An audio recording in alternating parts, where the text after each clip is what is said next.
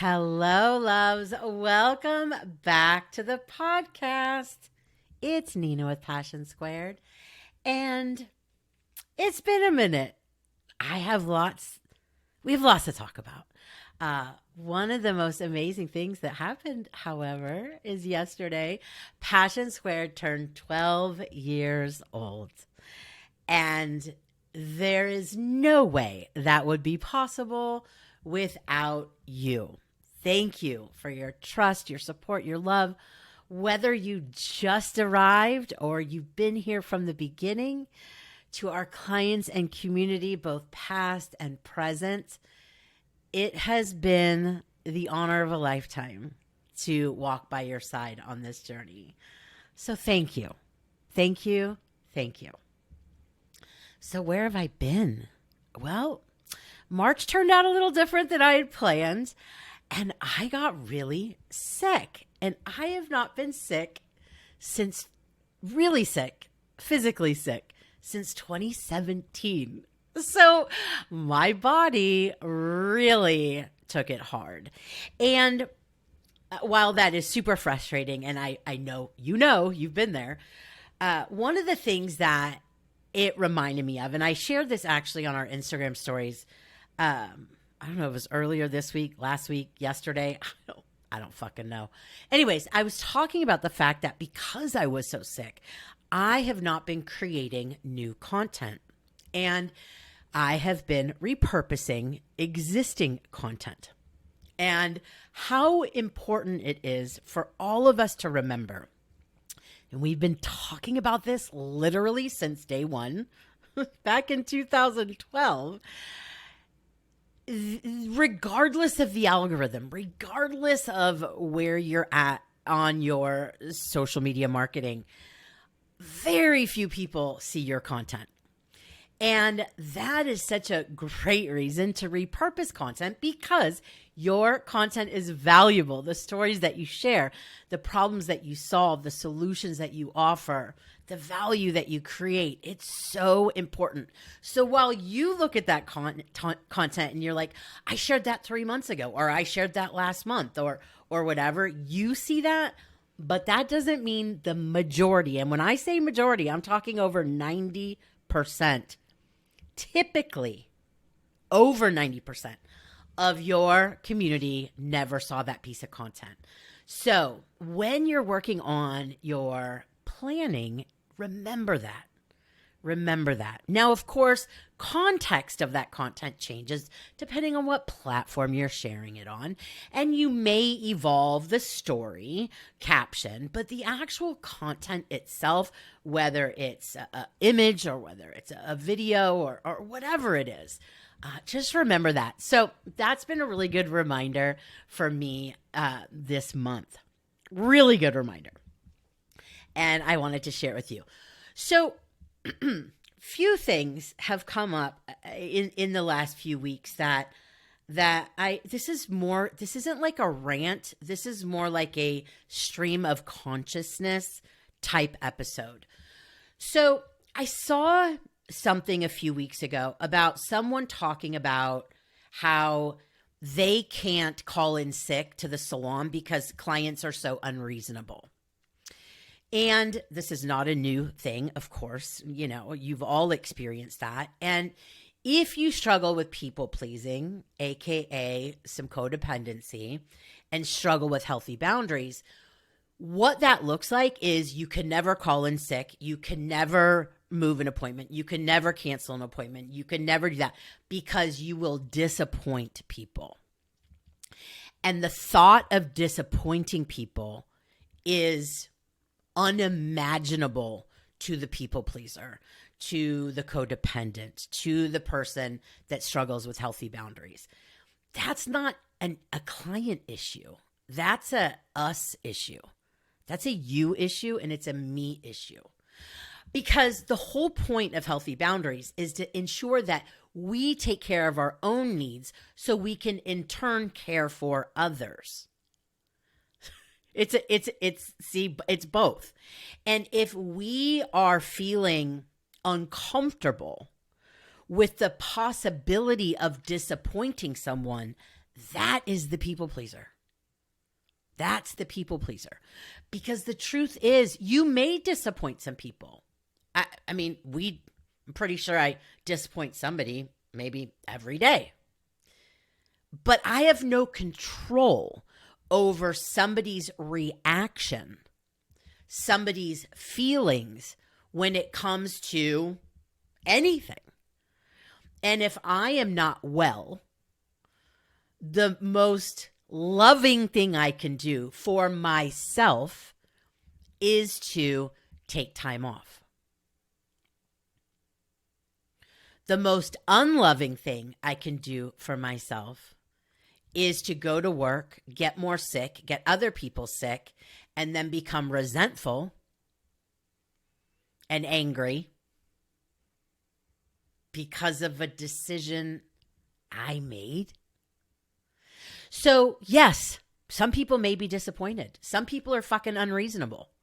But that doesn't mean you don't take care of yourself. So I just want you to think about that. It's not the client's problem. It's an us problem. It's a you problem. It's a me problem. So speaking of healthy boundaries, I've talked about this a lot the last few years. I've talked about it on previous episodes just this year. However, I'm starting to see more and more folks that are struggling with being slower than they'd like, struggling with client retention, wondering where all their clients went. And I'm talking in the context of healthy boundaries because that's what I want to stay on right now. And what I have been sharing, both with our clients and community, is, and I talked about it a lot in the first episode this year, the year of perspective for the salon industry episode. The overcorrection going from no boundaries to walls, being difficult to do business with, is one of the reasons that some people are struggling, mostly independent stylists. Because the solution for having no boundaries isn't putting up walls. It's about learning to practice healthy boundaries. Healthy boundaries create healthy connection, clear communication, setting expectations. So it's the difference between being simple to do business with and difficult to do business with. It's the difference between making aligned with your brand decisions with thought and care versus making reactive decisions using black and white thinking. So when it comes to agreements, whether it's team agreements, tenant agreements, or client agreements, yes, we want to be consistently clear on how to do business with us. We want to keep it simple and aligned with our brand. We want to keep it focused on lifetime salon client value, meaning the amount of happiness, joy, referrals, and revenue that client brings you throughout your relationship. And always aligned with your brand. That's a healthy boundary. That's what healthy boundaries look like in real life. So whether this speaks to you and your current situation, or you know somebody who's struggling, please share this episode with them. This is the work that we do at Passion Squared. And it's so incredibly important, particularly for folks that are working so hard to build their dream, to build their business, and then to be sitting there like, what in the fuck happened? Now, of course, there is always nuance and context and layers to any of these discussions. And as I've been sharing with our A-School members over the last 2 years, yes, the economy can come into play in certain situations. However, I'm not talking about that. I'm talking about how healthy boundaries versus walls come into play with why some clients may be like, you know what? This is too fucking difficult.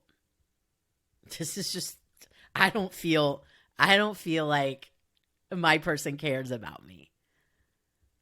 This is just all too much. So think about that. Healthy boundaries. Healthy boundaries versus walls. So on kind of the same wavelength, what I've also been seeing over the last few months is more and more discounts, service discounts. And I it reminded me that I actually wrote a blog in 2015 about discounting, and it's something we talk about a lot in all of our brand education, including the Creating Your Awesome Brand course. Because discounting is part of pricing strategy, and pricing strategy is part of brand story, brand strategy, market position. What position is your brand in the marketplace? Is it a luxury brand? Is it a value brand? Is it a moderate kind of for the people brand? It's all connected. It's all connected. And so again, whether this is for you or somebody, one of your besties that is struggling, unless you are a discount brand, I highly advise against discounting services in general. Not speaking literal because I don't know your literal brand. I don't know your literal business. I don't know your situation. So again, a lot of context, a lot of nuance, a lot of variables. However, what's important to know is discounting, unless you're a discount brand. If you're a discount brand, this doesn't apply to you, of course. But discounting can erode brand value. Discounting can attract value shoppers. Discounting tells me that your only point of difference in your experience is actually the price. Discounting trains people to ask for more discounts, and I know that's not what you want. Discounting can tell me that the real value of the service is actually the discounted price, not the price as advertised. So let's say you do your regular pricing for a haircut experience is $50, and you do a promotion and you make that haircut $40. It can tell me that that's actually worth $40, not $50. So we don't want to devalue your brand. We don't want to attract discount shoppers. We want to continue to build value and help you connect with the audience you want to serve. So before you consider discounting, I want you to think about the other things that you can do to either bring existing clients back or, of course, attract new clients. So looking at your referral programs, looking at your pre-booking consistency, looking at your post-experience follow-up, which we talked about for years over and over and over. What happens when that client leaves? Do you ask them to share their experience on a referral platform consistently? Checking in with the actual experience you're delivering and ensuring that it's actually aligned with your brand promise, what those expectations are. Same goes for pricing. Is the price aligned with the experience? In some cases, the answer is no. It's just not. And that doesn't mean you're not awesome. It doesn't mean you don't have value. It means that there's a disconnect between what you're delivering, that experience you're delivering, and the price that you're charging for the clients you have. Reaching out to clients consistently that are outside their regular maintenance schedule. Again, another thing we've talked about a million times. Taking a look at your social and digital marketing, making sure it's aligned with your brand, meaning your brand purpose, what problems are you solving, your brand promise, how are you solving those problems, your brand people, who you want to solve problems for. Take a look at that retention rate because that's going to tell you a lot. Like, oh shit, like my retention rate's really low. Where did everybody go? Let's figure it out. It may not actually be a big problem. It's just unless we look at those things, we don't know. And then the last thing is considering different ways to create value because promotions are great. Like, I'm not talking about like doing a promotion. I'm just I'm just recommending that you consider many other things before actually discounting a service. That does not mean that you cannot add value to incentivize folks, to bring them back in, whether it's through home care products, in-salon treatments, added value services, like a free treatment, free home care with service, free scalp facial with service, those types of things that have a significant amount of value, but aren't discounting the service itself. This is all the stuff we talk about in the Creating Your Awesome Brand course, which I created for you and our industry, because these are the brand and marketing fundamentals that are not taught in our industry. These are the fundamentals. They help you make more aligned decisions for your brand, for your objectives, for your desired outcomes, for your goals. And speaking of that, we are offering a scholarship for the course for new professionals. So whether it's students, whether it's folks that have just been in the industry a few years, or if you're starting over, that's new, right? I'll put the link in the show notes, but the promo code is NEWPROLOVE, NEWPROLOVE, and that is money towards purchasing the course. The reason why I did this is because I have a very deep understanding of brand and marketing fundamentals. And after 12 years of working with our community every single day, hairstylists, salon owners, the most common problems almost always come back to lack of clarity around brand story and how that links to brand strategy, including pricing, marketing, and the decisions that you make. That's why I created the course. So as you continue through the week, I really want you to think about the real takeaway today. I really want you to think about next time you feel fear, next time you feel uncomfortable around practicing healthy boundaries, I want you to remember that this is a choice you have. Healthy boundaries are about you, not about clients, not about team members, not about tenants, not about the community, not about family, not about friends. They are about you and you determining what it is that you need to take care of yourself. And those are the choices that you get to make, whether it's in your business through clear agreements or it's in your life. Healthy boundaries, more healthy boundaries, less walls, right? Less black and white thinking, more living in the gray. More grounding, less chaos.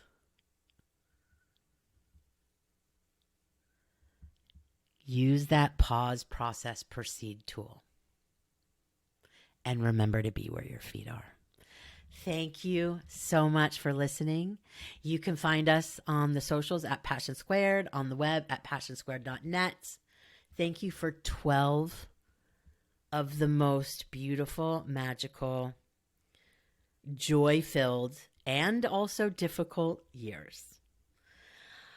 The future is going to look a little different at Passion Squared, but what will never be different is our commitment to delivering the truth, fundamental brand marketing and healthy boundaries, education, delivered with context, compassion, and love.